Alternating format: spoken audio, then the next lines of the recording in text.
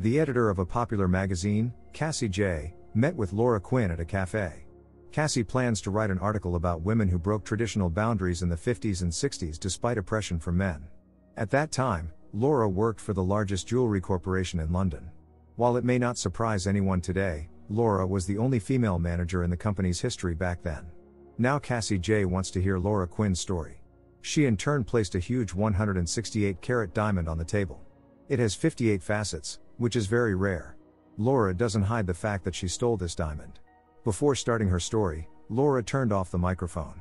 Horrible things were happening in the corporation that she couldn't share on record. The further events take us back to the 60s. Laura Quinn is an ambitious woman who dreams of building a career in the London Jewelry Corporation. She is the only woman working here. In this corporation, diamonds are crafted from raw gems. People protest outside the building due to the significant sacrifices involved in diamond mining in South Africa. There was a meeting of the corporation's management. As a manager, Laura also took the floor. In her opinion, against the backdrop of the current tension, they should not spoil relations with the Russians, because this could lead to a drop in the market price.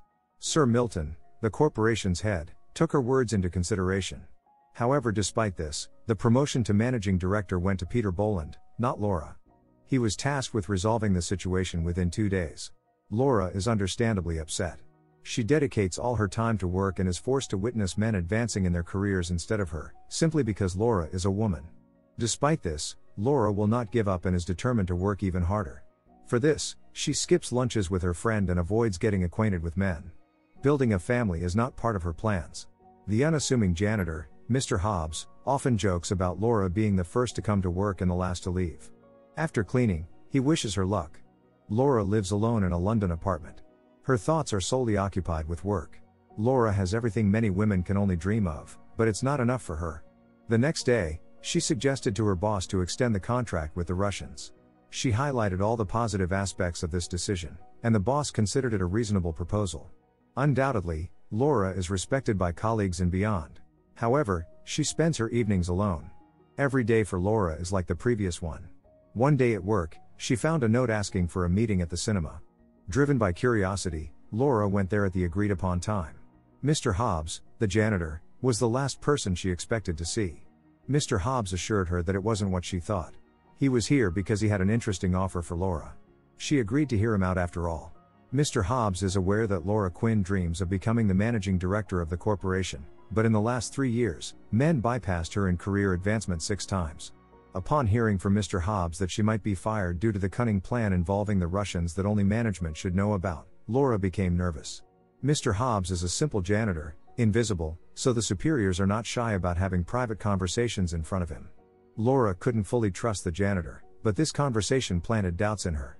The next day, secretly reviewing the employee log, Laura saw an order for her own dismissal. Laura was broken, which prompted her to invite the old acquaintance Harold Radons from the bank to dinner. However, Harold regretfully said that he couldn't offer her a job because the bank collaborates with the Jewelry Corporation. Also, Harold said in confidence that the management called her incompetent because she allegedly ruined relations with the Russians. But that's not the worst part. Soon there will be decrees not to hire Laura, who knows too much for jobs in other companies, and that's almost every company on the planet. Laura fell into deep depression. She dedicated all her time and energy to the career, only to end up with nothing.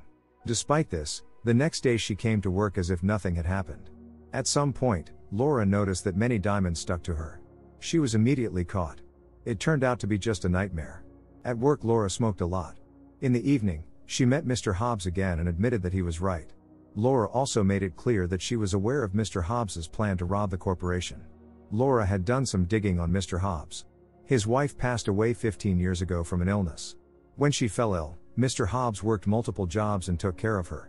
Now Mr. Hobbs invited Laura to his home and shared his plan to rob the corporation. Laura would be an ideal accomplice for him. Every day when Mr. Hobbs is doing the cleaning, he is checked only once an hour. The rest of the time, he is left to himself. Last of all, Mr. Hobbs cleans the corridor next to the vault, behind a secure door containing the greatest treasures on earth. For 15 years, Mr. Hobbs has worked within a step of these treasures. Laura knows that the door code changes weekly and is known to only 2 people. Laura's task is to obtain the code. A year ago, Mr. Hobbs accidentally learned that Sir Milton, the head of the corporation, keeps the code in his desk drawer. But a few months ago the code disappeared from its usual place. Before, Mr. Hobbs lacked the courage to carry out this plan alone, but now he is working with Laura. It is up to her to infiltrate Milton's office room during the upcoming corporate event and find the code. Afterward, they will break into the vault and take some diamonds and a thermos. By the time the theft is noticed, Mr. Hobbs will retire, and Laura will have been fired long ago. Soon there was the corporate party. Laura behaved as if she was unaware of her imminent dismissal. The management introduced her to the Russian partners. Laura even accepted an invitation to dance from one of them. Certainly, Laura still hesitates whether to participate in Mr. Hobbs' plan. However, despite her reservations, she went upstairs, and as agreed, sneaked into Milton's office room. Using a handkerchief to avoid leaving fingerprints, Laura began her search and suddenly heard footsteps behind the door. She managed to hide before Sir Milton entered and took something from the safe. Meanwhile, Laura observed very attentively. Milton didn't even find suspicious the glass on his desk, accidentally forgotten by Laura. After Milton left, Laura easily opened the safe and took the paper with the code. Mr. Hobbs visited his wife Margaret's grave. The next day, he received the code from Laura in an envelope. However, soon their plan was in jeopardy. Surveillance cameras were installed throughout the building, including in front of the vault. During lunch break, Laura told Mr. Hobbs that they would have to cancel everything. However, knowing Laura's determination, Mr. Hobbs immediately understood that she had a plan to bypass the surveillance cameras. The thing is, there is a time interval when the image doesn't change. But in her opinion, it's impossible to enter the vault from the end of the 36-meter corridor and steal diamonds in 60 seconds. However, Mr. Hobbs assured her that he could handle it. Deep down, Laura wants to pull off this heist even more than Mr. Hobbs. Laura dreams of a life that means something but can't get it the honest way. They agreed to do it tomorrow, before anyone noticed a flaw in the system. The evening before, Mr. Hobbs prepared thoroughly. At work, both of them acted as if nothing had happened. When the workday ended, and almost all employees had left, Mr. Hobbs continued cleaning. Meanwhile, Laura was very nervous. Without arousing suspicion, Mr. Hobbs was preparing to put their plan into action.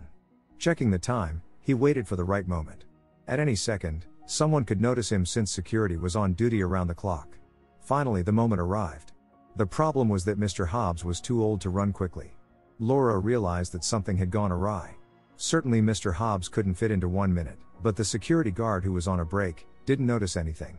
To distract the guard, Laura called and stayed silent on the line while Mr. Hobbs entered the vault full of diamonds. Now he was closer than ever to his goal. Soon the janitor left the vault and was going to go home as usual after his shift. Laura was waiting for him to come out, but at the last moment the head of security called Mr. Hobbs and asked him to return. It turned out that a toilet was clogged, so Mr. Hobbs needed to do his job. Laura came to work. Crossing paths with Mr. Hobbs, she just greeted him. At home, Mr. Hobbs poured ordinary tea from the thermos into the sink and drank to the memory of his late wife. Meanwhile, the corporation was in turmoil. Reminding everyone of the confidentiality of everything happening, Laura was brought to the vault for the first time in her entire career. She was horrified to see that all the diamonds were gone. Certainly everyone was shocked, wondering who could pull off such a perfect heist and leave no traces. There were almost 2 tons of diamonds in the vault. To take it away, several trucks and many people would be needed. Since a police investigation and public disclosure would be a disaster for the corporation, Sir Milton ordered all employees to keep it secret. He intends to handle this matter privately. Mr. Finch, the detective, will lead the investigation. He plans to interrogate all employees, including the janitor. Later, Laura, who was in panic, met Mr. Hobbs at a cafe on the other side of the city. He assured that everything was under control and advised Laura to behave as usual. Soon she would receive her share of diamonds. Laura had no choice but to return to work. She was immediately called to the boss's office, where the entire company management had gathered. It turned out that Sir Milton received an anonymous letter offering a large batch of uncut diamonds for £100 million. Obviously, this is the thief they are looking for. In a small box from the sender, Sir Milton found a very large diamond called the South African Star, the 4th largest diamond in the world. Everyone considered it a message. Mr. Finch questioned Laura, who has been working for the corporation for 15 years. Laura is 38 years old but is still unmarried. Laura held up well, saying that the corporation has many competitors. Diverting suspicion from herself, later Laura obtained permission from the management to assist Mr. Finch in the investigation. Certainly, Mr. Finch quickly found the flaw in the surveillance system. The elevator is the only logical way to move the diamonds, but it's evident that the thief found another solution. The system automatically records elevator movement, and that night the elevator wasn't in the vault long enough to load the diamonds. The floor, ceiling and walls of the vault are made of steel. Since there are no signs of a break-in, Mr. Finch assumed that someone knew the code. This means that the robbery was committed by one or several employees of the corporation. The insurer, Mr. Sinclair, suspected the corporation of fraud to obtain a large insurance payout. Of course, Sir Milton deeply resented such a suspicion. Laura met with Mr. Hobbs in an inconspicuous place and demanded answers about how he took out so many diamonds and who is really behind all this. Mr. Hobbs only hinted that if you put a diamond in water, it becomes invisible. He doesn't need precious stones, he needs a ransom. According to Laura, the only way to avoid prison is to strike a deal with the corporation and offer silence in exchange for the diamonds because Milton is most afraid of publicity.